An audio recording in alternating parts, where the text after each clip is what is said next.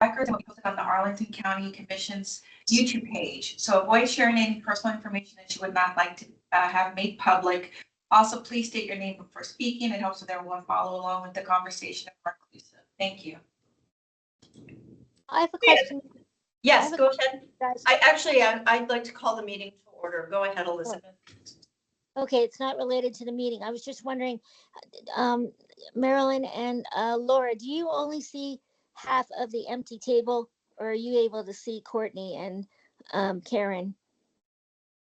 I can see Karen, but I can't see Courtney. Because Courtney's not in camera view. Yeah, I Okay. can see the table. I don't know. I can't seem to see it. I wonder what my issue is, but it's just sort of funny because all right. Now I can Got see it? I should have just mutated my phone. Okay, great. Waste your time. All right, excellent. Our first order of business is, I think we do have a visitor, and this is the period for public comment. If you would like to introduce yourself, please, and we'll introduce ourselves as commissioner.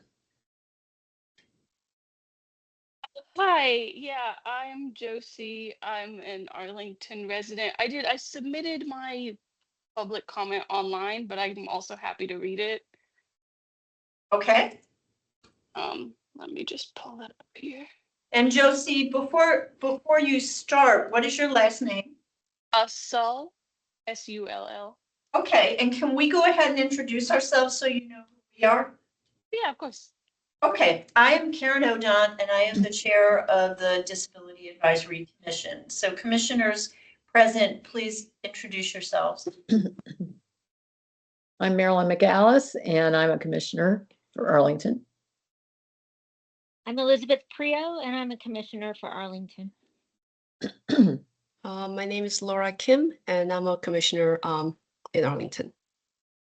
Okay, so go ahead, Josie, if you'd like to read a statement.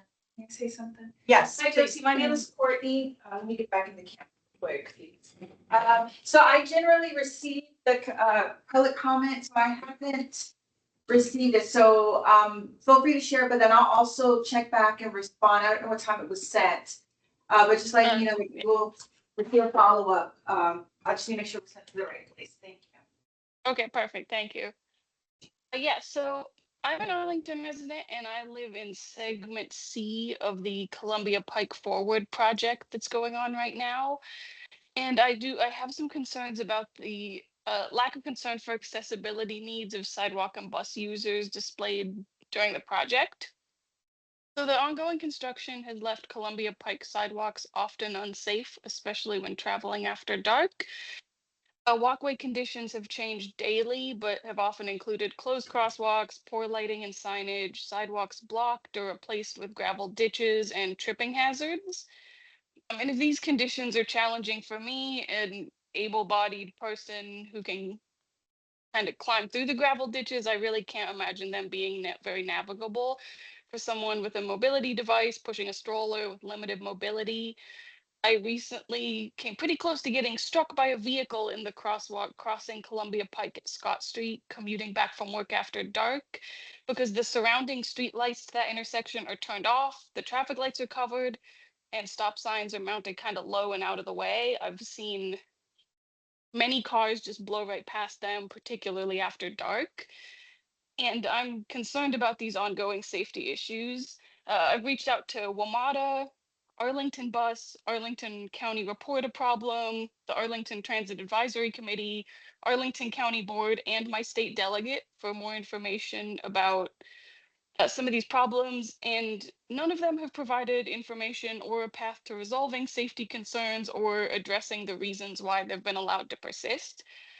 So yeah, these safety and accessibility concerns have lasted for months, leaving sidewalk and bus users without a safe alternative to closed stops and creating a dangerous environment for community members of all abilities, really.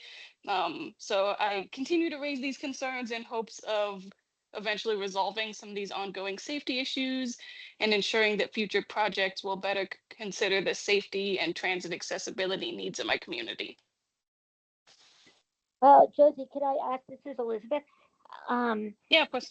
Have they made any attempt to at least suggest that they provided an accessible path? Because of course, contractors in Arlington are required to provide an alternative accessible path. Are they pretending that they have? Well, nobody has really given me anything to indicate that no one's really responded to me in any way to say something like that. Sometimes there are more accessible alternatives, sometimes there aren't. It really seems to just depend on the day, and none of the groups I've reached out to have really had anything to say about it. Okay, but there's no markings that say alternative accessible path here or anything like that. No, sometimes there are like sidewalk closed cross here, but those kind of appear and disappear. Sometimes they're after the ditch starts. It's kind of dodgy. And when you contacted these other officials, has it been more than 24 hours? So, Yeah, some of these are fully 2 months ago at this Oh my point. I think the most recent one, I reached out to my state delegate about a week and a half ago. I reached out to the county board once on December 10th, and then the second time on January 1st. Nothing. Transit Advisory Committee, I went to their November meeting and did a public comment. So some of these are pretty far behind us at this point.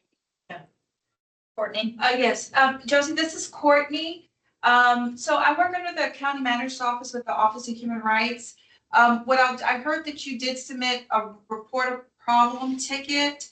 What I'll do is, and I'm looking for your comment, I'd like to follow back up with you. If you have the claim number, I'm happy to take that and I can investigate it. If not, I'm still gonna move forward and follow up with our constituent services to follow up on that for you. I can get an update for you on that. But if you have your claim, just hold on tight to it. Let me just look for it so I can respond back to what you submitted and you can provide that to me and I'll follow up tomorrow with our constituent services and county manager on that. That would be fantastic. I'll have to search my My email apologies. for that because that one No I think worries. was a little while ago.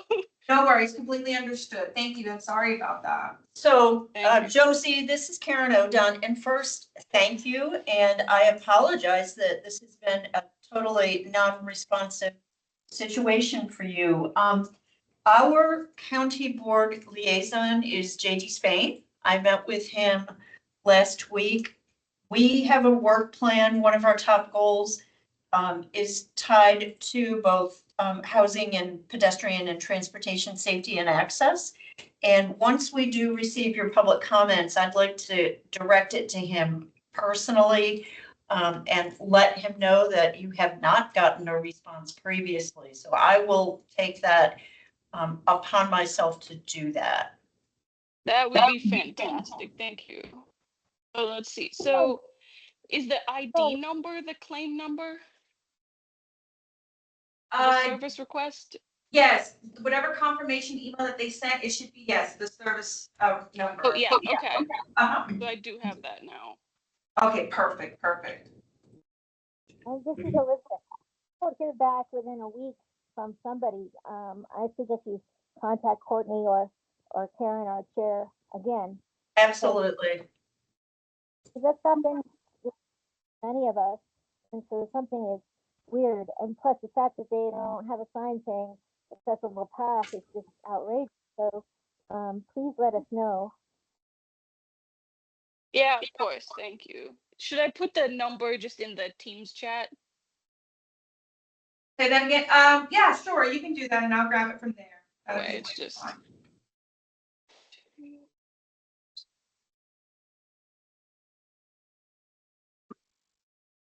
Okay, got it. Thank you. Okay, excellent. Thank So, Josie, you are welcome to stay for the remainder of the meeting, or you can log off. It's that is your choice. We are discussing grant applications a little bit later, so if you do choose to stay, we'd ask you to refrain from any public comment.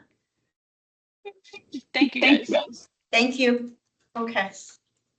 Okay, our next order of business are our meeting minutes. Are there any edits, changes, or modifications? Minutes?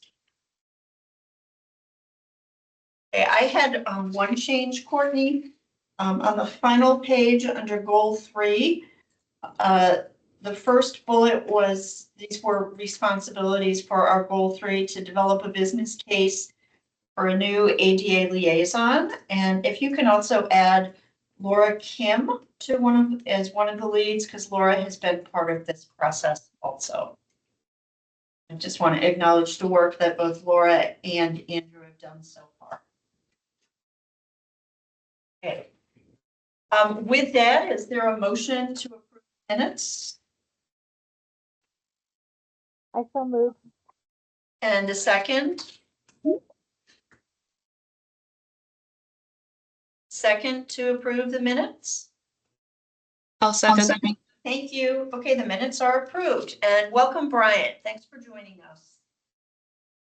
Okay, our next order of business is the staff liaison report from Courtney. So turning it over to you. I don't have a report at this time. Thank you. Okay, so I am going to do the chair's report. And this is Karen, and I'm going to do it a little bit different. I'm going to, when I give the chair's report, I'm going to organize my comments around our work plan, since now we have goals.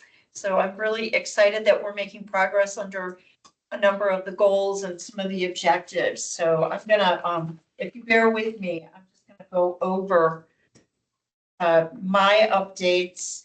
And then, so I'll start with the first goal, which is to increase community engagement and outreach. So on a positive note, we've received an application for a new commissioner. It just came in, so you'll be receiving it shortly. And so I will also interview the gentleman who's interested, and he is, I think, planning on coming to our February 9th meeting. And since we do have a work plan approved, I'm going to reach out to Andrew, and I suggest that we post the goals and the objectives on our website. So I was going to reach out to Andrew, who's not able to attend tonight, and make sure we get that work, that the goals and the objectives posted. So that will be my action item. And the preparations for the Commission on Aging community engagement event around transportation are proceeding. So Elizabeth and I last attended a meeting in December. And I think one of the positives for me, and I'm going to ask Elizabeth if she also has comments, is I think we've done a good job to impress upon the Commission on Aging and the Transportation Subcommittee folks that transportation accessibility has a specific meaning, and it is ADA accessibility. So I think we've done a good job to ask them, as they talk about and we talk about transportation in this event, that we'll talk about accessibility in terms of the ADA, but then we'll also talk about affordability and some other issues, and not conflate accessibility with, access to a really convenient schedule. So I don't know if you have anything to add to that, Elizabeth. Yeah, I agree, but I'm not it's one or the other. I think we said, to just be aware, because I wasn't even that they were this affordability shows how many issues can come under the term accessibility. But I was told that when they say accessibility, accessible to people throughout the county, like for portions of people that there's not a good bus service or things like that. So it just shows how much to come under accessibility, and that we've been bringing it up. Is that how you felt, sir? Yeah, I did too. Yes, thank you. So we'll keep you all posted about this event, which is the 16th of March. The last item under our goal 1 for community engagement and outreach is legislative advocacy. And Laura, can you say a little bit about the ECNV's Independent Living Day, and anything else you want to share around the legislative activity, and then Brian, I'm gonna ask you if you have anything to add. Yes, of course. So, uh, Independent Living Day is, we're gonna have all 17 centers for independent living from across the state go to Richmond. And so ECNV will also be taking part in that. So we've chartered a bus and we'll be leaving. This is on January 28th, which is a Wednesday. And I'm trying to schedule meetings with delegates and senators as I get people signed up because I don't even know if they'll give me an appointment if I don't have a constituent. So I've made a couple of appointments already.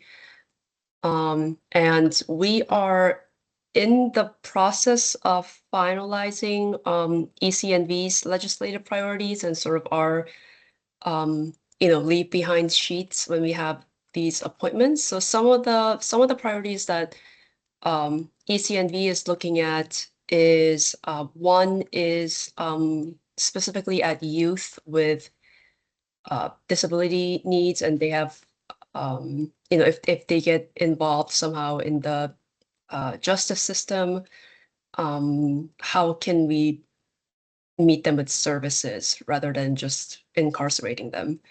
The second one is related to I can't remember all of them by order, but we're asking for affordable and physically accessible housing, which I think intersects a little bit with DACs, what we're looking at DAC. And we're asking for increase to the state rental assistance program, which is for individuals with, I think it's developmental disabilities. We're also seeing how asking for greater investment in like crisis response and police diversion programs. And one thing that one of the priorities under that section is affirmative defense, which I've learned about recently. So it's if an individual is having a disability related crisis and I don't know, throws a donut at a police officer, that doesn't, we're trying to prevent that just becoming that's an automatic felony. And so that's one of the things. And then we're also asking for just our immigrant and undocumented residents with disabilities, and because they don't use the sort of traditional social safety net programs because they may not be eligible due to their residency status. So we're asking just for support for community-based organizations and places like Centers for Independent Living, which is their primary way of getting, any kind of help or support. So those are some. I'm happy to send out or share with you the formal final document once it's finalized, which, that will happen before the 28th. But yeah, those are just some of the top things that we're looking at. And I do want to invite, I didn't talk about it, but now we actually have a registration form up. So I'm happy to send it out to all the commissioners if you're interested in joining us. You're more than welcome to come. I know it's a weekday, so that's a little bit challenging, but and I'll send that information out after this meeting. Thank you. I know that I'm planning on attending and Andrew is interested. So if you can send that information as well as the legislative update or priorities, that's great. Brian, do you have anything else to add around legislative priorities?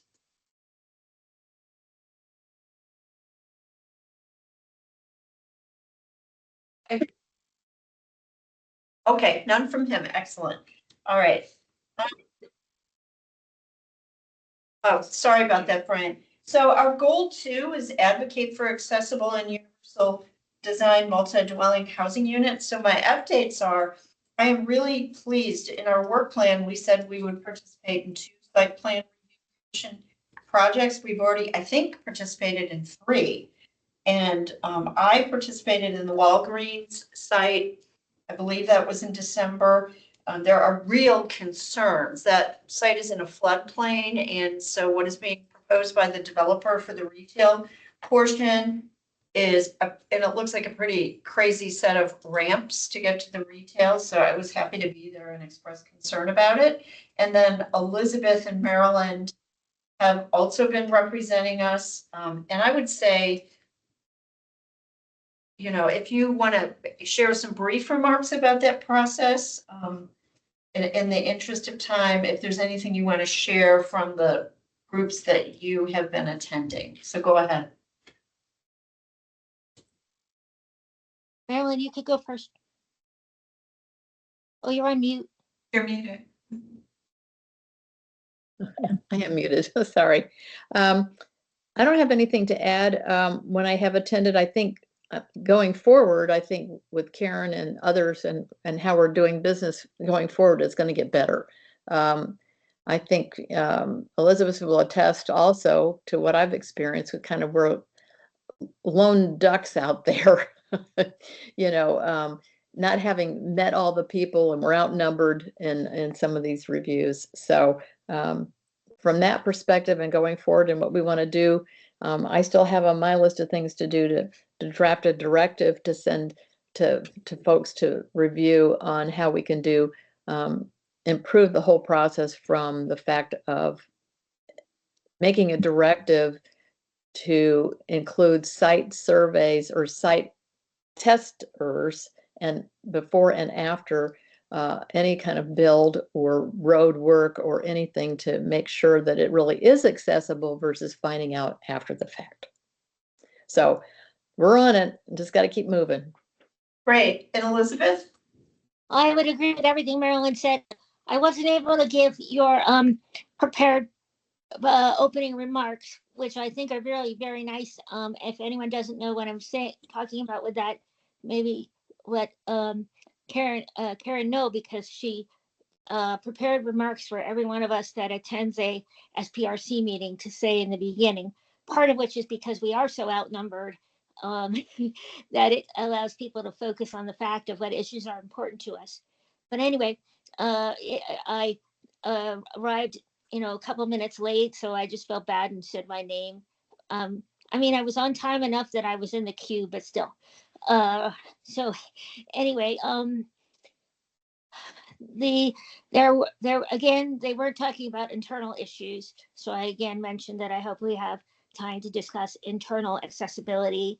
They're really early process, so I don't think they could answer questions like that yet. But because it was really early in the process, we had a chance to say what we were concerned about. And I asked some things about, is it going to be accessible to transportation? Is there steep hills going up to things like that? But the one issue that I had that other people echoed, so I was not alone in this, was that they specifically said that they are not going to be able to put in any low income housing. And they're not required to. It's not a multi-family dwelling. I should have started out with this. This is there. Apparently, there's a place in, I believe it was North Arlington, that has sat undeveloped for several years. That they've had a couple developers come in and say they're going to do it, and then pull out for some reason. So the developer that's with it now is a developer that's developed all over the county. They've done hundreds of different building sites, and that they're taking this on. And because the land in Arlington is so expensive, that they're doing townhomes because it's the only way they can make something affordable. And they are not going to be able to include low income housing because they're barely going to be able to make profit with the amount they're going to charge. Or those are not the exact that I took away. A couple other people asked about that and said things like, is it possible to do units that are smaller or have less bells and whistles? And it seemed like since they are a main developer all over the county, that they felt quite assured of themselves that they were going to be able to reason got the impression it felt quite assured was because the place has had other developers come in. One in particular, like a senior center, and they had to pull out.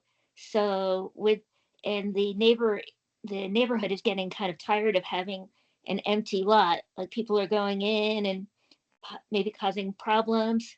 So that's the state of this site. And the reason I don't think they're required to have any low income housing is because they're not multifamily units. They are individual townhomes. So it's not something we can fight for under some law. Yeah. Yeah. Okay, that's helpful. Our other item under accessible and universal design housing is this ongoing issue with the update to the state construction code. And I mentioned it when I met with JD last week. And I think I'd like to put down an action item that Marilyn and I will talk, and we'll check with JD and Mr. Ramiri on the status of what's going on in Richmond. I think that's probably the best that we can do. So Marilyn, I'll make a note of that. Okay. Our third goal is to expand county government accessibility capacity. And we have proposed the addition of a brand new ADA accessibility senior liaison position. I want to thank Laura and Andrew who conducted benchmarking research around neighborhood jurisdictions. It was position descriptions and announcements for the mandated disability ADA coordinator position, which is mandated for any state or local government entity with more than 50 employees. It was very enlightening looking at the various position descriptions. Most of them were pretty standard, and they were both Title A, federal responsibilities, and Title II, state and local government. I also was able to meet with Courtney and Anna Maynard, and we talked about the current coordinator responsibilities, and really what emerged is there is a need in our county to identify tasks that are much more complex in terms of subject matter expertise and analysis that really lean into construction, voting, transportation, and pedestrian safety and access. And Andrew and Laura provided some input. And when I met with JD, I was able to pull out those tasks, which are not in the current coordinator position description, and explain that DAC isn't even sure if they are someone else's responsibilities in the county. So while JD is very supportive of standalone senior analyst position, and I think Brian, you also suggested this, because it is a very challenging budget year, he did ask us to put together our submission to the county manager for the request for the position. And so I'll be reaching out to you all for that. But he indicated that if it's not funded, it may be worthwhile to do an inventory in different departments and determine, is it actually already a delegated responsibility? And if it's not, can that be made a responsibility, for example, in the planning department or in the transportation department? So I did meet with him last week. He asked me to check in with him because he indicated he was going to discuss it with staff and other board members. And I reached out to him today and I have not heard back. So I want you to know that there is progress that's being made on that. And that, I think that's my updates. And I did want to make some suggestions for our February meeting. And of course, you are all welcome to suggest agenda items for when we meet in February. One is a legislative update. So we will have been a few weeks in session. So I'll ask Laura and Brian if you have any updates. We will have a robust discussion in March to begin planning for our strategic plan session in March. And if time permits, I'd like us to take a look at a draft charter and bylaws that Brian and I did some work on and had to step away from because of some other commitments. I do not have any other business. So is there any other business before we move to the grant applications? Wow. Okay, so for this part of the meeting, I am going to move to the grants review process, and in the interest of transparency and fairness, I did want to read a statement. So before we begin discussion of the grants applications, I want to clearly outline the process that DAC will use today. This meeting is being conducted in accordance with the Virginia Freedom of Information Act open meeting requirements. All discussion, deliberation, and decisions related to these grant recommendations will occur in public session. The grants review and ranking process was distributed to commissioners in advance of today's meeting. The purpose of this process is to ensure transparency, fairness, and consistent evaluation of all applications. At this time, I will ask for a motion and a second to approve the grants review and ranking process as distributed. So is there a motion to approve the process? I move, I've read it several times. I move to approve it. I second. Okay, thank you. So Courtney, if you can just record that we did approve the process that I had sent out prior to the meeting. As a reminder, any commissioner with a conflict of interest must disclose that conflict on the record and recuse themselves from discussion and voting on all grant applications. So at this time, if there is anybody here with a conflict, can you indicate that there is a conflict? I, Elizabeth, have a conflict, so I have neither read the applications and I will not be engaging in discussion. Same, Laura Kim, I have a conflict of interest, so I have not taken part in the review process or the decision making. And we do not have, it appears that we do not have members of the public attending the meeting. If they did, I would have asked them to refrain from public comment or participation on the applications.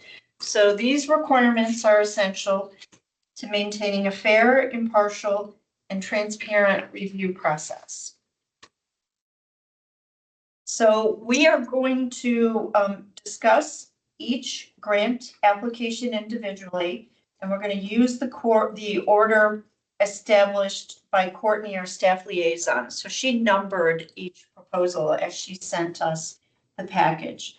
And I am going to limit discussion to each proposal to 10 minutes. If we need less time, great, but I'm going to limit it to 10 minutes.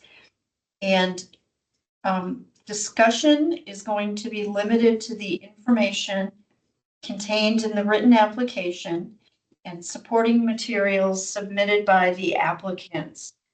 And as we discuss the proposals, we will talk about the criteria that were provided to the applicants and on the rating forms that we used, which are first the need for the project. The second, the project description. Third, applicant agency, and fourth, the budget. And to ensure consistency and fairness, commissioners should refrain from referencing personal knowledge, prior experience, or information not included in the application materials. So each proposal is evaluated independently using the same criteria. Commissioners should avoid direct comparisons between applications and during the discussion. So after we review all the proposals, we'll deliberate to determine a recommended minimum scoring threshold for the proposals. And so that there will be, I will request a motion in a second to approve the minimum scoring threshold. And then once the threshold's approved, we will confirm the number of proposals that meet the threshold and the total funding requested. If the available funding is insufficient to fund all the proposals, we'll deliberate in public session on the options for allocating the funds. And then I will request a motion in a second to approve the final funding recommendations. And then following commissioner approval, Courtney is going to transmit our recommendations. Courtney, you said it's the county manager's office, FMN. It's the county's DMF. DMF. Right, but the letters may go to DAC Spain. Okay. And then our DMF department. Okay, so Courtney will transmit our recommendations to our board liaison, JD Spain, and then DMF in the county manager's office. Okay, so are there any questions before we start?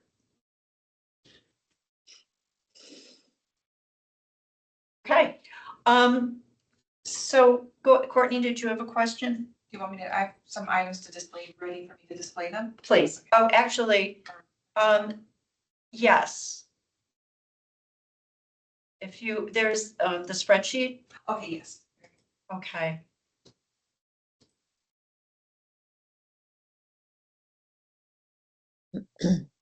So I did share a spreadsheet with the commissioner scores who submitted scores. We had one commissioner who was unable to do so. So the first proposal that we are going to discuss is BIS brain injury services. So I wanted to give each commissioner the opportunity to talk about the strengths of the proposal around the need for the project description and applicant agency and budget, and if there were areas that you felt were weak.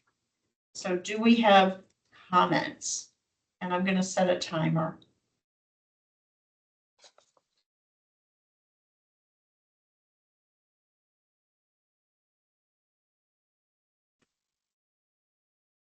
I'm happy to provide comments if you give me just a minute to pull up my grading form.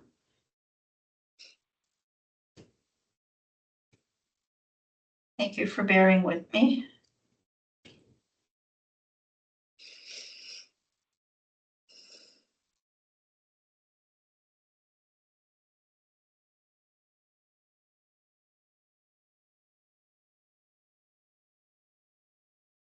So for me, in the areas of the need for project, the project description, and the project budget, it was overall rated very, very highly. Also in the area of project agency. And my comments were that BIS demonstrated need for the work in Arlington. They were very clear about how the requested funds will be used to meet identified needs. And they did indicate that if it was not funded, some state funding would be available, but a cut in services might be required. And the budget was clear for what they requested. They are requesting funding for staffing for a portion of a case manager, director of operations, and case managers. And my rating was that it was a very strong proposal. So is there anyone else that wanted to comment on BIS? The only thing I wanted to add, Marilyn, hold on, I'm off on a mic. Was it, and not that it's true for everybody, but one of the things that I struggled with was trying to identify where they did the alignment with county priorities. But otherwise, you know, I agree with everything Karen said. Okay. Any other comment for BIS?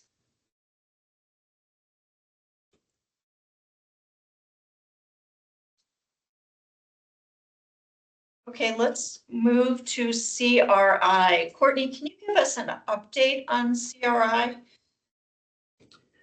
Yes, so, CRI is disqualified.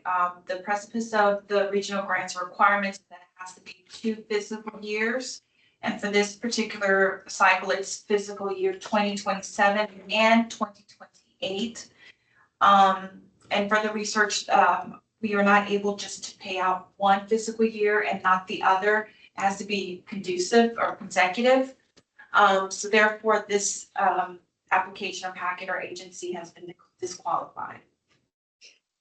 And I also did want to add that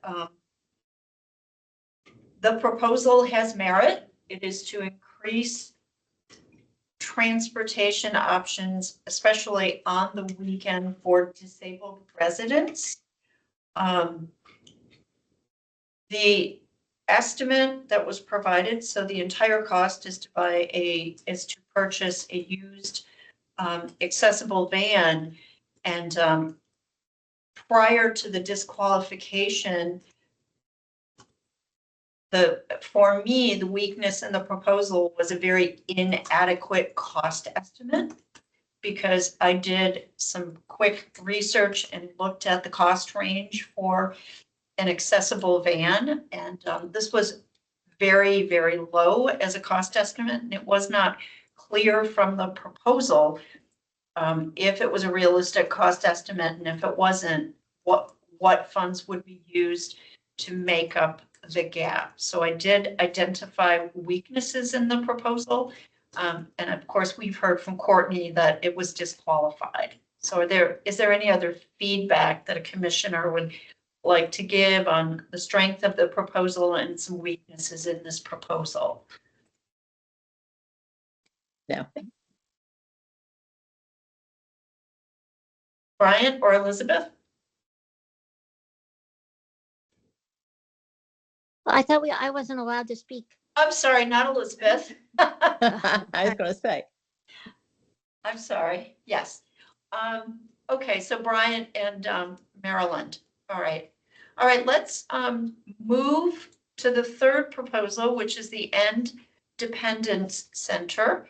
And since I don't do all the talking, Brian and Marilyn, would you like to share feedback on the strength of the proposal and weaknesses in this particular proposal?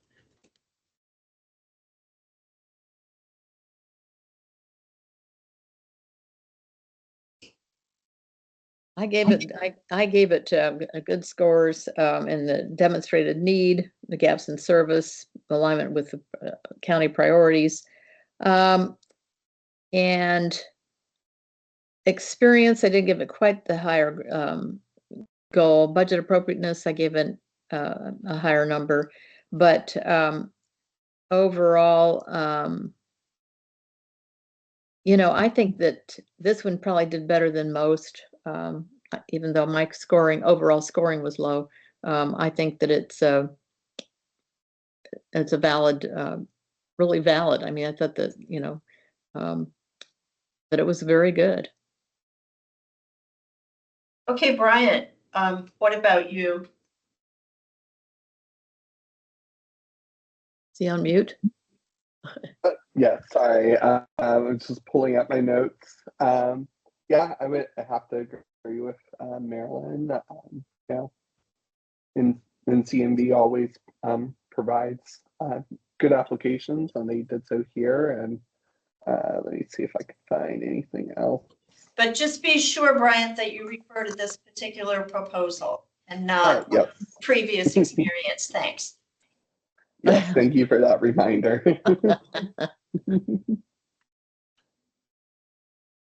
But nothing of concern on this application.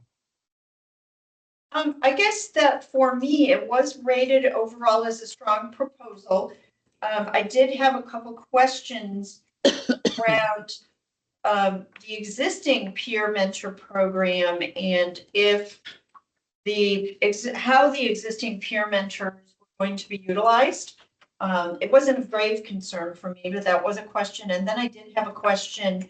There was a breakout of staff time and 2 individuals that were going to do the work. And I did have a comment was, is the total of 10 hours per week between 2 staff members adequate to develop and implement the program? And so that was a minor concern, and that was in the agency section. And even with that question, the agency ranking, that was part C, was still very, very strong. So overall, I rated it as a very strong proposal. Okay. Any other comments on ECNV? Okay. Let's move to the next one, which is the Ethiopian Eritrean Special Needs Community. So Bryant and Marilyn, let's hear your comments on the strengths of that proposal and if there's any weaknesses. Well, I thought, maybe I'm misreading this, but I have to go back and read it again. But the demonstrated need I thought was good. Gaps in service was good. I mean, I was kind of surprised at some of this, but I did rank it overall low. Staffing with an experience, I didn't rate very high. And then again, alignment with Arlington County priorities, low. So I did not give it a strong overall rating. Yes, I would say one concern I had was, yes, there is a very high need for IEP support, particularly with minority communities, and culturally there is some stigma around those with who require those types of support needs. So it's very important to have these programs. One of my main concerns was their connections with APS, and providing those services are great, but how are they bridging that over to the IEP teams over at APS and providing that consistent support?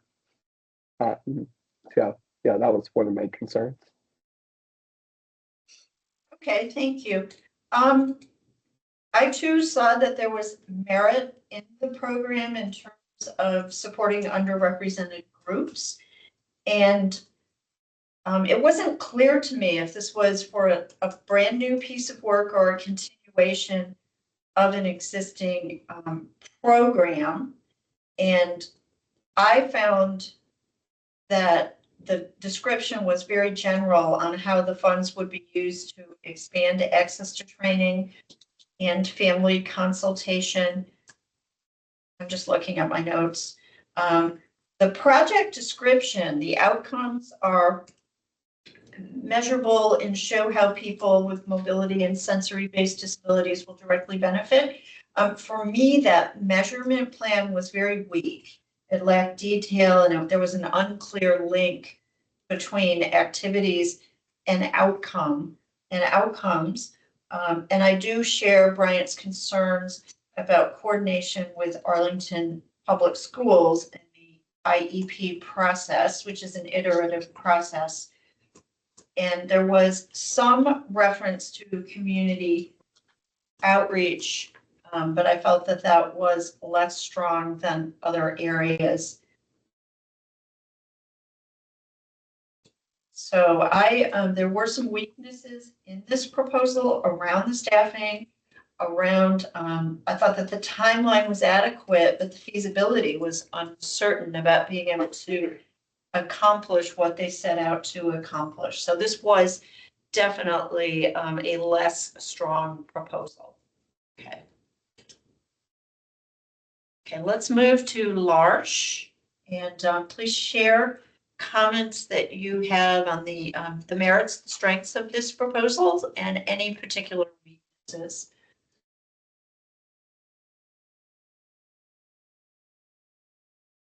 I'm actually trying to recall on this one, but go ahead. So you go ahead. the L'Arche proposal was for one of their facilities, a large home, that part of their mission is to open up their space and invite in the community for Right. shared events, for cooking, for social events. So this, the bulk of the funding request was for furniture, to furnish the space, and some cost for the community events.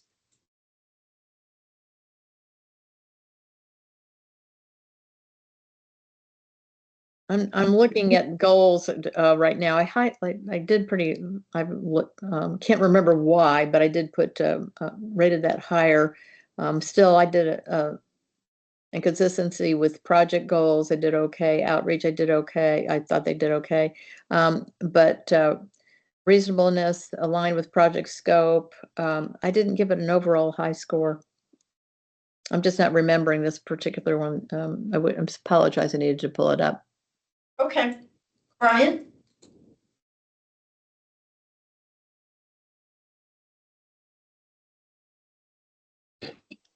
Yeah, for me was the measurable outcomes on this, especially if that you said they're looking to buy furniture. Is that correct? It's primarily, the cost is primarily for furniture.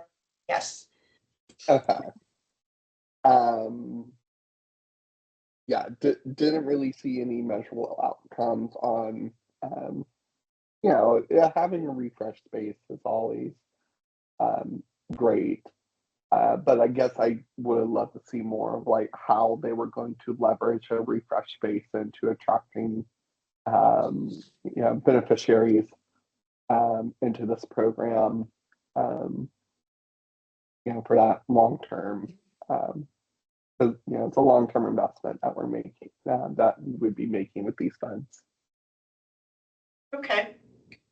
For me, the need for the project, I thought that the evidence of unmet need was very weak.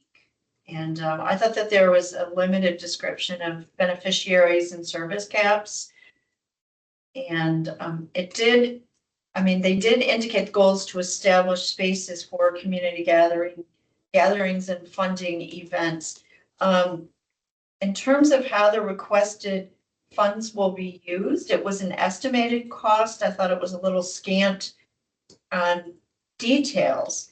And I think a very weak area for me was the impact on Arlington residents if it's not funded. The major question that I had was, it's not clear to me if the organization has sought funding or sponsorship for furniture purchase or events from other organizations, such as faith communities, nonprofits, Boy Scouts, Lions clubs, Rotary clubs, because that is their target group to bring in and participate in community events. So to me, that area of the proposal was weak in terms of the impact on Arlington residents. And going to the project description and the project outcome, for me, there was as Bryant stated, to me, there's an unclear link between the activities and the outcomes. So that was a significantly lower score for me. And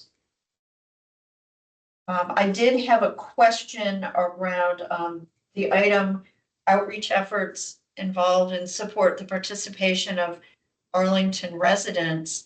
It it wasn't clear what their involvement is to support the events and the maintenance of the property. And I think for me, that also was because I felt that the budget was very scant and not particularly detailed. So I really didn't have a baseline to know if the budget was reasonable. I thought it was lacking in detail and justification and cost explanation for future events. So overall, for me, it was a weak proposal. It actually was one of the weakest proposals that I evaluated. Right, let's move to Metropolitan Washington here. If you want to go ahead and share your feedback on that proposal. I was interested in the fact that, to begin with, that it talked about the blind, which I didn't understand the role of this organization. Yeah. Right? Am I Yeah. alone on that? I was confused by that. I gave it a higher score than most, I think, for me. Even looks like I was in line with maybe other people here. But I thought the clarity of the project plan was good. The goals were good. Demonstrated need was good.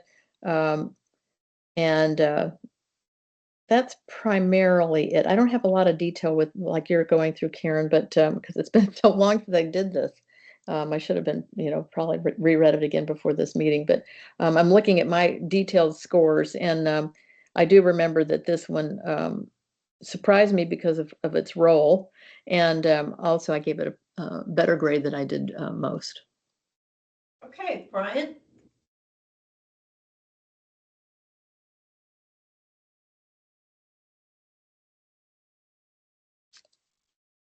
If you're speaking, you're muted. Sorry about that. Yeah, let me see, pull up my notes on this one. Yeah, definitely wish Andrew was at the meeting today. I'm sure we would appreciate his expertise on Right. this. Right. Yeah. We might not agree on everything. That's good. It's good. I would trust him for sure. Yeah, I would have deferred to him on that. Let's see.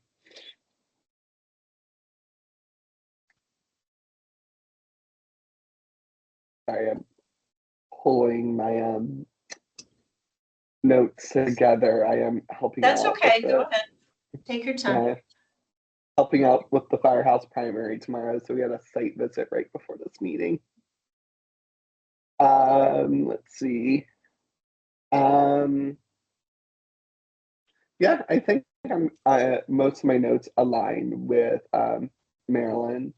I especially like, it's a low barrier to participation where services can be, accessible remotely. Of course, as we know, there are transit outside transit factors that aren't not necessarily, and I apologize that this is stepping outside of our established bounds.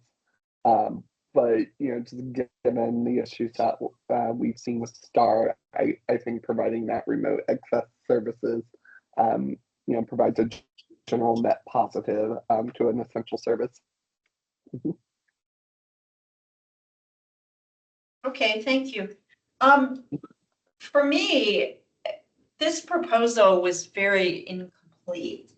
They mentioned 2 aims, but they only referenced 1, and the individuals who need the service or information about gaps in the present system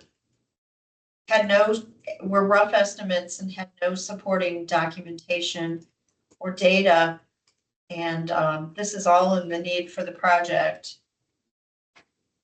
I felt that they provided minimal evidence of how the proposal will increase or maintain the availability, accessibility, or quality of services in Arlington, again, because there wasn't supporting documentation. And I found consistencies in how the funds would be used. They mentioned White Cane's on-site test smartphones, JAWS-enabled computers, training and workforce development, training and services. But I frankly wasn't clear how they were going to use the money. And they provided limited data on the impact on Arlington residents if it was not funded. And I felt that the goals and the objectives, some of the details were limited and inconsistent, noted between their budget document and the main proposal document. Their evaluation plan to measure outcomes, I thought lacked measurable outcomes. And I didn't see a project timeline other than a general description. So for me, the feasibility of the work was uncertain. So they do mention partners, but not in detail. And let me just look at this. I also, there was limited data provided when they were required to provide an unduplicated count of Arlington residents served. That was very weak. And the budget for me lacked detail and justification or cost explanation. So for me, it was one of the lower scored proposals. For me, it was overall a weak proposal. All right, let's move to NVRC. And so Marilyn and Brian, share your feedback, please. Share your responses.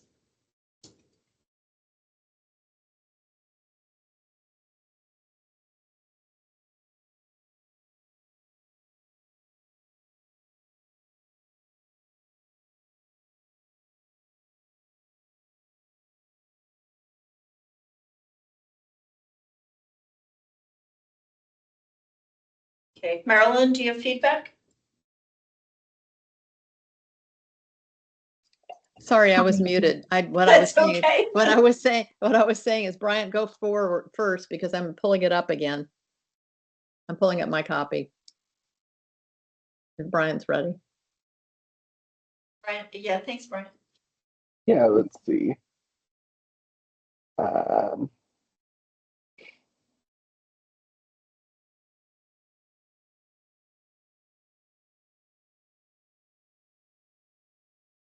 Yeah, I would just say, overall, the definitely one concern I had, while referrals and coordinations are mentioned, I really didn't define any formal collaborations or partnership agreements with Arlington-based entities. And the project scope was a bit diffuse.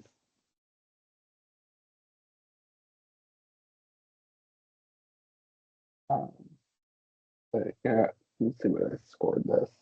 I think I scored this, pretty much on average.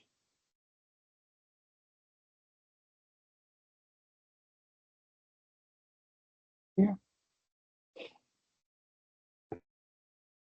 Okay, Marilyn, you ready? This is, remember when I said I was missing 2 or 3 of these? I'm looking, I have it, but it came in later or I couldn't find it. It's number 7 in my, but I haven't, right? It's number 7. Yes. And that's why I'm having a hard time finding it again. Hold on. I printed a whole bunch of these. So, all right, do you want me to go first? Yeah, you go first, please. Okay. For me, this was actually one of the strongest proposals. I thought that they had clear data supported demonstration of unmet needs. So they had estimates based on national data and the Arlington population. And sorry about that. And I thought that the proposal documents increase or maintenance in existing services. I thought they provided clear documentation of how they wanted to use the money and felt that it was strongly aligned to county goals. I thought the impact, if it wasn't funded, was moderate. And I felt that the goals and objectives were clear, measurable, and achievable, and that their outcomes were measurable. They put out what they wanted to do. 3 sites, 75 participants, public programs, 60 one-to-one screenings. So that would be easy to count and measure and report to the county in terms of accountability. And I thought that the timeline was reasonable. Again, as Bryant shared, I thought their details on outreach were somewhat limited. And I thought that the staffing plan was strong. They were very clear about their funding sources, if they got funding from federal, state, or other funding sources. And then they did, I did have questions about the unduplicated count of Arlington residents served. I found 2 numbers. I didn't know if it was 234, 282. That was a minor clarification. They have been previously funded, and their request is a decrease from the FY 25-26 cycle. I thought that the expenditures were reasonable for the type of service or equipment to be purchased. So for me, it was a strong proposal. Marilyn? Yeah, the only thing I have to add, the budget appropriateness, I'm looking at that. I've rated that really high. Again, I couldn't find the document, so to remind me of what it was, but goals, measurable outcome. And I gave it pretty much equal to others that I thought were good. Though when I did bottoms up like I did, you'd think that would have higher scores than I do, but I'm not going to add anything more, but I show it as strong, equally strong for the others that I have rated higher. So I'm not going to go into any other detail. Okay. All right. Our next one is our stomping ground. I'm happy to go first. And that proposal for me was, it was probably about in the middle in terms of good, adequate, probably adequate. And I felt that there was a general description of the need with some supporting documentation for expanded outreach and partnerships. And under the need for the project, how will the requested funds be used? I did have concerns. The entire program is heavily dependent on a brand new deputy director and who's going to run and oversee the volunteer activities referenced. So it wasn't clear that the scope of what was proposed was actually attainable. So that was a question that I had. In terms of the impact, if it wasn't funded, I'm aware of other organizations that offer some similar services. So that was not as highly rated. And they were very clear in their goals and objectives. They were going to do individual sessions for skill building, focus on interdependence, and then community-based supports. The outcomes were measurable. They show how people with mobility and sensory-based disabilities will benefit. And I thought that the evaluation plan to measure outcomes was reasonable.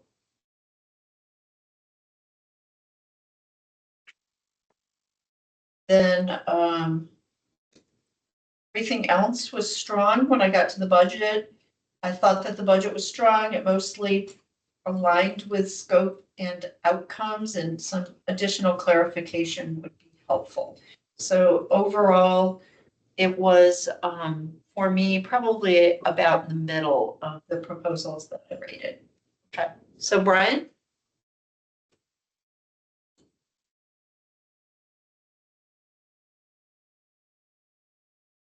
Yeah, it was, overall good proposal. I liked that, of course, you know, involved, nature-based learning.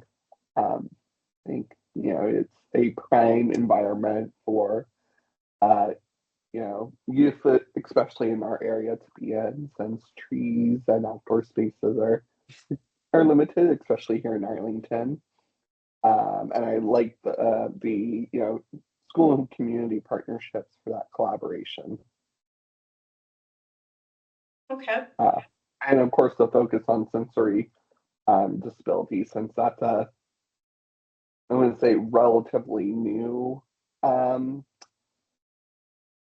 service area that is getting much needed attention. Yes. Yeah.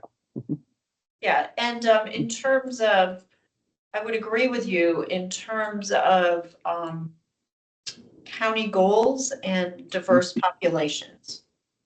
Mhm. Yeah. Marilyn? Yeah, one of the things that I really liked about this one was the benefits and outcomes. I thought that was better than most, actually. How they described it, the more it was quantitative. I like for example, the number of participants served at least 10 transition age youth annually will receive planning guidance, skill building, and community support. The independence, I think even Brian already talked about this. Self-sufficiency, expanded social connections, and community integration. I really believe that was, for me, that was one of the strengths. I'm not sure my scoring probably represented that, but I agree that this one is probably overall close to a few others as far as total scoring, but I really like these goals and then the direct benefits and outcomes. I didn't see that I like the transition of age youth annually. I thought that was amazing. Planning, guidance, skill building, and community engagement. I think that's awesome. Okay, our last one is the Prevention of Blindness Society. I'm happy to go first. It was very highly rated by me. It is for a new program. So it is a new program to provide low vision eye exams, and it was based on the need for the project was based on a 2022, I think it was a national needs assessment. And they did identify approximately, over 4,000 Arlington County residents with correctable vision loss, targeting and they wanted to target low income residents. So that was pretty shocking for me, that number, but I felt that it was based on data.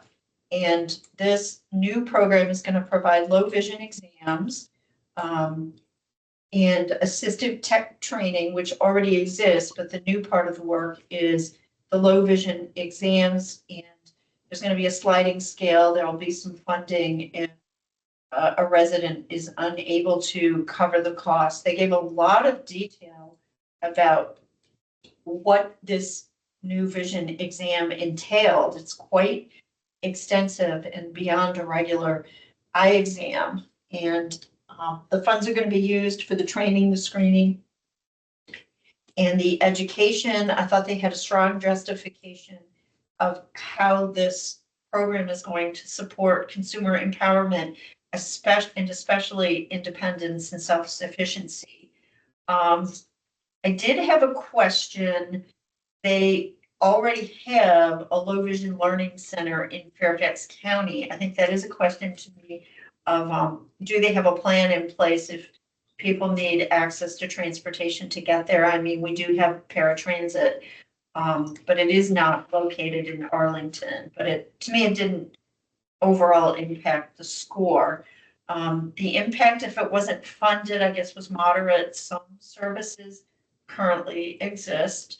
In terms of project description, the goals and the objectives of the project were clear and meet unmet needs. And I thought that the evaluation plan to measure outcomes was excellent to deliver outcomes. And the timeline was clear. The deliverables are realistic and structured. And their outreach plan, they did reference outreach in multiple languages. They did not mention Eritrean or Amharic. So they might want to consider that, but that was really that wasn't a big weakness for the proposal. In terms of their organizational experience that will contribute to the success of the program, they served 650 clients in Virginia last year. They didn't, I think elsewhere they referenced how many in Arlington. And then in terms of the budget was very detailed because it was for mostly for a clinician. And they were very detailed in terms of the type of services that they were going to provide. So for me, it was a very strong proposal. Okay. This is Marilyn. I think one of the things, Karen, you talked about that I echoed was I was confused. You have to judge this based on its own, but like the Lions Club, other clubs that provide vision testing for free for children in elementary schools across the country. So my only question would be that, it's not, you have to rate this based on what's here. It's that really was curious to me is, what all the organizations across the country do for children and others that are free relative to assessing and providing classes, which is one of the things I know that is being done by others. But at any rate, I rated this again about the same as higher than 3 other here, but still on par with the others. But again, I'm looking at other scores, and it looks like everybody agrees that this is really well done, and I scored it based on what I did bottoms up. Okay, Brian. Yeah, I agree on this. This definitely aligns with county priorities, not only here within DAC, but also the Community Development Advisory Committee. We have a couple of applications that are similar to this one, providing the same service. So yeah, overall, it was a great application. I think they really did a good job defining the needs and how they would implement those services across the county. Okay, thank you. Courtney, can you scroll down just a slight little bit? So Courtney, I believe we have $122,000 available. Is that correct? No, it is.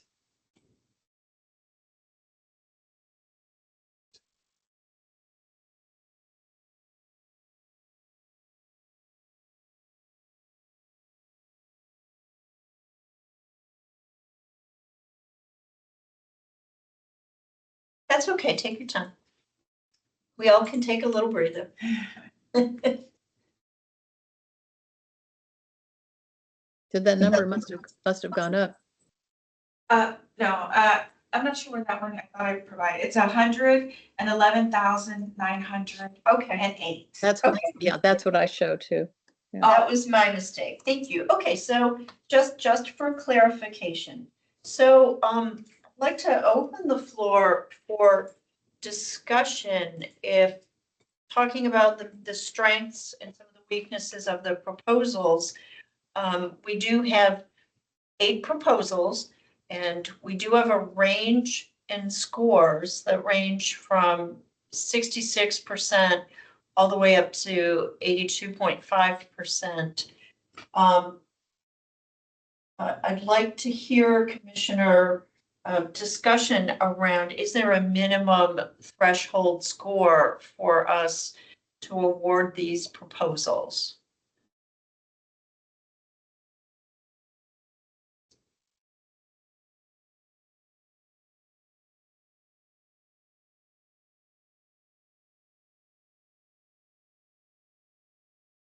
$75, I'm not sure, 75, 76. Because I would say for me, there are 3 proposals for me that are particularly weak. So I have concerns about how the work's going to be executed for some of the proposals, if they are of benefit for the community, and then the explanation of the work, the timeline, and for the 3 that I have concerns, EESNC, large and metropolitan ear, I have concerns about how the outcomes are going to be evaluated. So for me, those are the lower scored proposals. That would be under a 70%. Brian, do you have any feedback?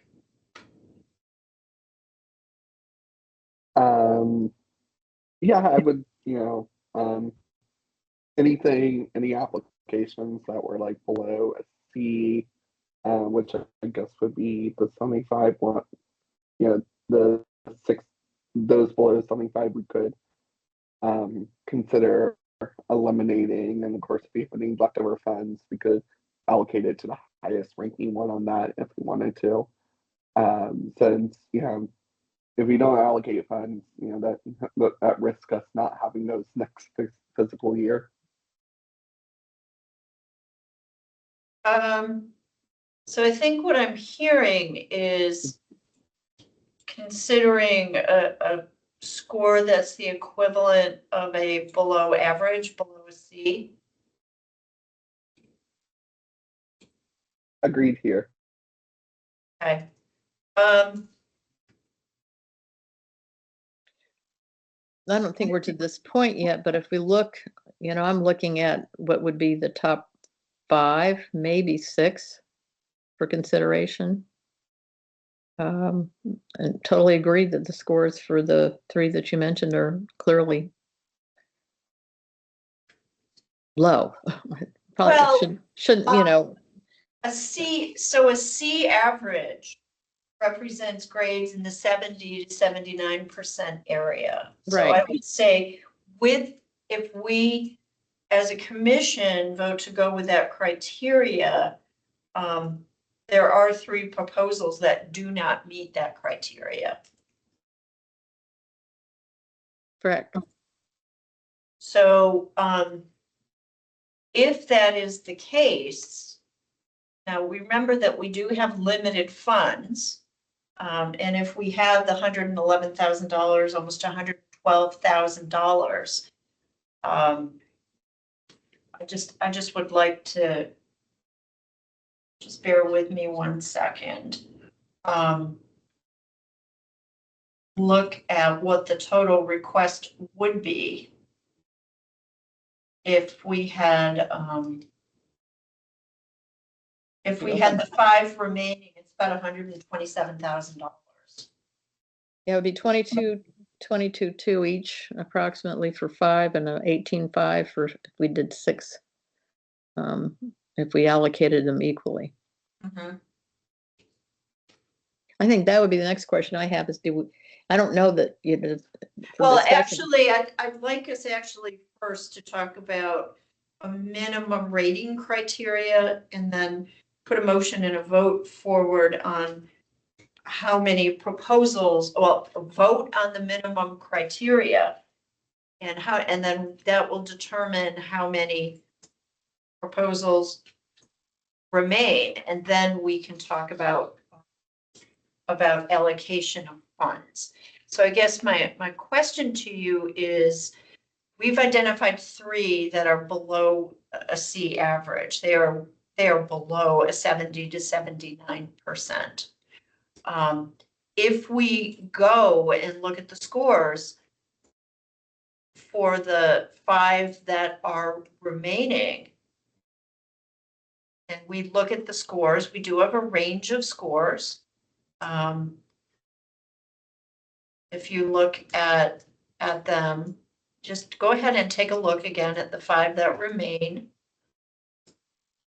And I guess my question is, we can have a motion and a vote to determine that 70 is below a C score. And that our criteria is 70 or better. So I'd like to hear some discussion around that.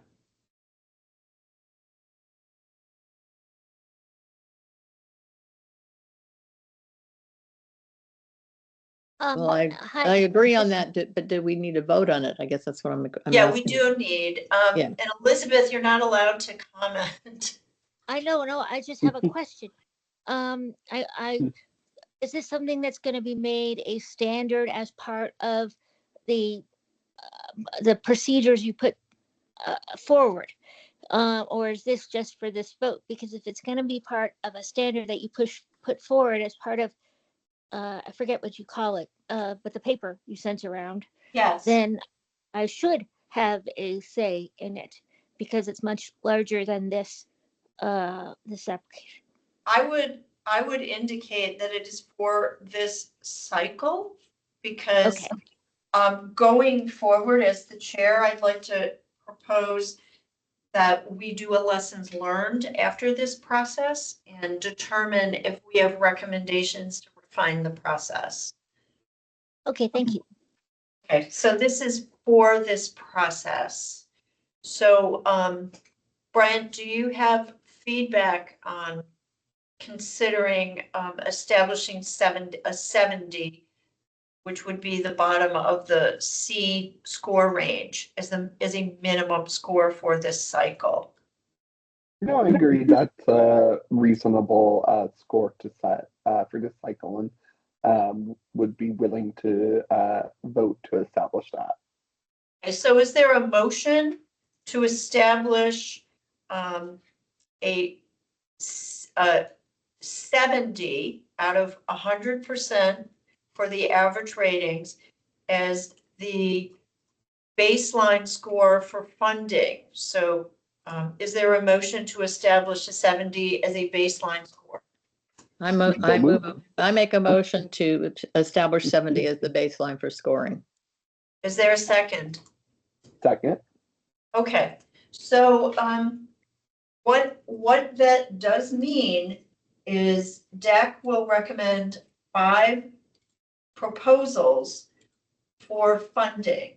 And so those proposals tally up to 127,376, which we do not have. So I'd like to open the floor for discussion. If we have total funding of $111,000, discussion on how to allocate it.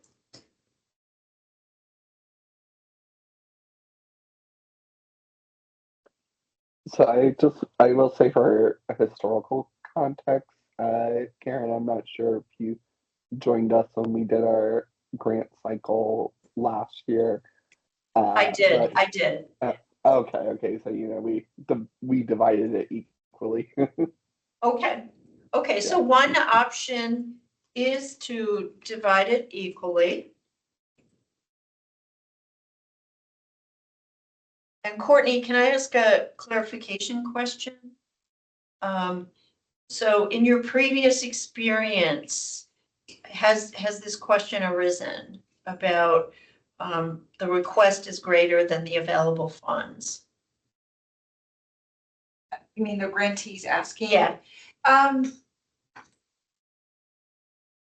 Yes. So in the past, when what was not provided, what was requested, sometimes they'll come and ask to speak to the commission, just to get a follow-up in terms of what changed, things of that nature. I'm understanding your question correctly. Okay, but I think I guess as a clarification, my question is, has there been an instance in the past that DAC has been asked to divvy up the funding when there wasn't enough to meet what the applicant asked for?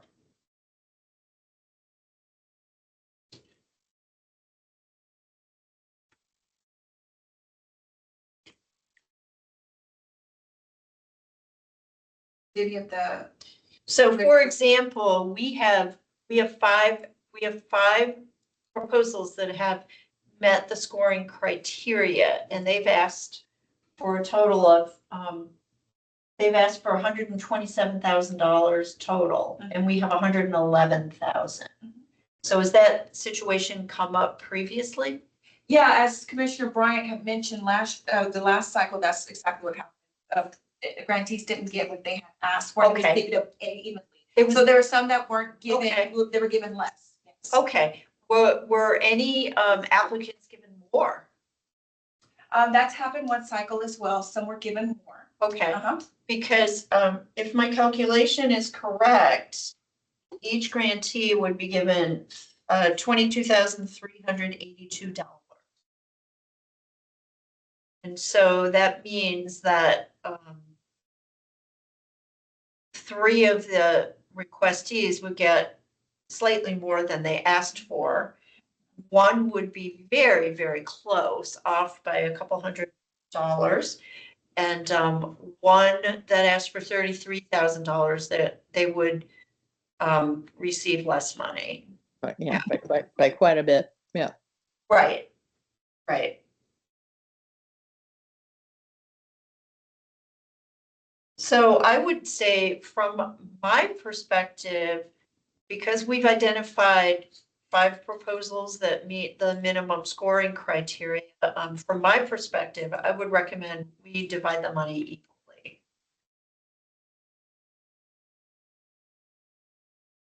Concur. Brian, what are Agreed. your thoughts?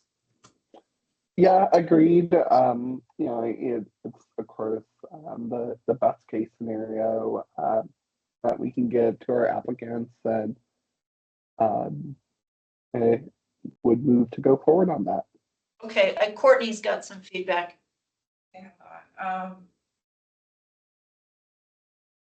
This is more of a technical. I saw Elizabeth dropped off, but she couldn't vote anyway.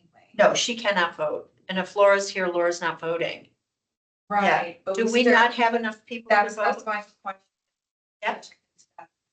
A good question. Now that we only have 3. Right. Do we have to have a special session to vote? We could vote, and if it's not valid and we need to come back. Okay, because technically we don't have quorum. Yeah, because Andrew was not able to attend. So who's missing? Justin? Justin was not a raider. Oh, okay. We have 4 raiders. Who's the other person that rated? So it was me, Marilyn, Brian, and Andrew. Andrew's ratings are up there. Okay. Yeah. So I would suggest we do a motion in a second, and then if you indicate to us that we need to come together with Andrew, we'll have to call a special session. Okay. Okay, so is there a motion among the 5 applicants who have met the minimum scoring criteria? Is there a motion to equally divide the funding 5 ways so that each applicant receives $22,382?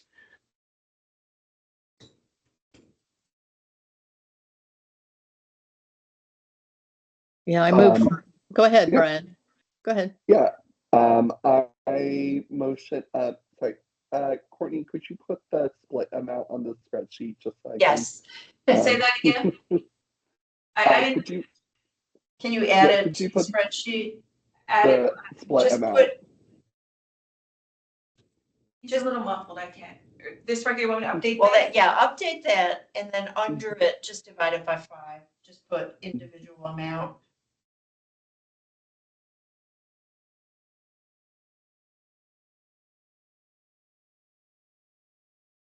Well, total available funding is only 111,900, right? Yeah, she's changing that. Okay, sorry.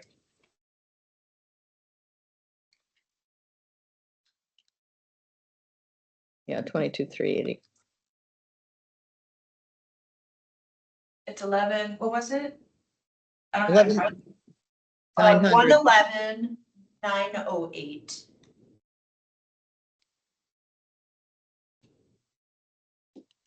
Okay. And then what else was, I missed the second piece. You want me to? So I would add a line that indicates each grantee will receive, and then you can put in the next field over what that amount is. And then I think, then we can go forward with the motion in a second.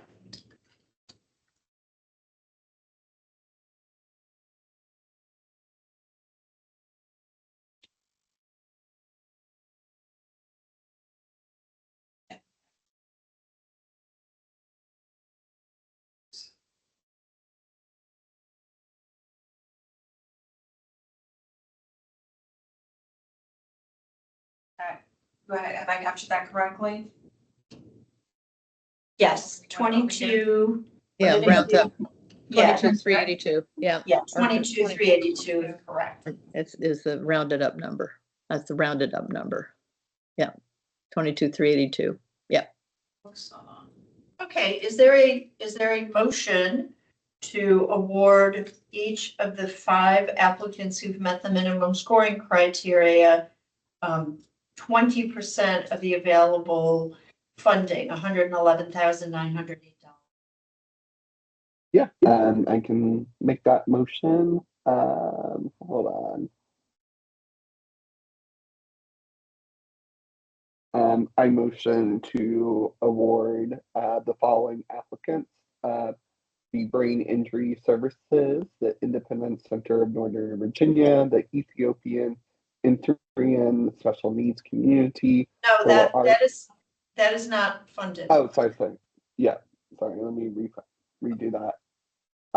The Brain Injury Services, the Independent Center of Northern Virginia, the Northern Virginia Resource Center for the Deaf and Hard of Hearing Persons, Our Stomping Ground, and Prevention of Blindness Society of Metropolitan Washington, for the amount of $2,382, or 20% of the total available funding for each applicant, for the 2027-2028 funding year. Before I second that, I'm going to knit. If you take the 111,908.00, each grantee will receive 22,381.60 cents and 60 cents. You know, if you want to be accurate, I mean, somebody's going to, you know, I don't know whether you want to go back That's through. okay, that's okay. Yeah, instead of, Thank you. otherwise you get rid of both the double zeros and say 11,908 and 2282. Okay, okay, go ahead. Yeah, I will, so that was $22,381.68. 60 cents. 60 cents, right? I will redo that. 22,381.60. Yeah, that's it. Perfect. All right, let me redo that. Great. I motion to approve the funding amount of $22,381.60 for the following grantees for the 2027-2028 fiscal years. Brain Injury Services, Independent Center of Northern Virginia, the Ethiopian Eritrean Special Needs Community, and the Northern Virginia Resource Center for the Deaf and Hard of Hearing, Our Stomping Ground, and the Prevention of Blindness Society of Metropolitan Washington. And that is the motion. And let's take a vote. All in favor? Aye. Aye. Opposed? Okay, thank you. So Courtney, if you can determine if we were able to move forward with that action, and just confirm yes, and then if we need to come together, we'll need to call a meeting. Okay. Okay. This concludes our review of the grant applications. I want to thank everybody for the time that you put in for this. And so as I mentioned, Courtney's going to determine the procedure.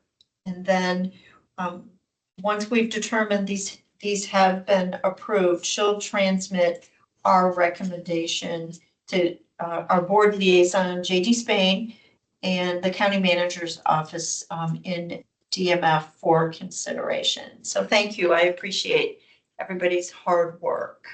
Yeah, thank you, Karen. Yeah. Now, in terms of any other business, is there any other business to discuss before we adjourn the meeting?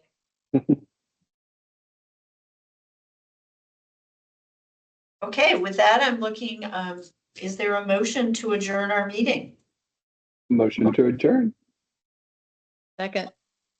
Excellent. Thank you very much. So Courtney will let us know if we need to take any action. Otherwise, our meeting is scheduled for February 9th due to the Martin Luther King holiday. So thank you.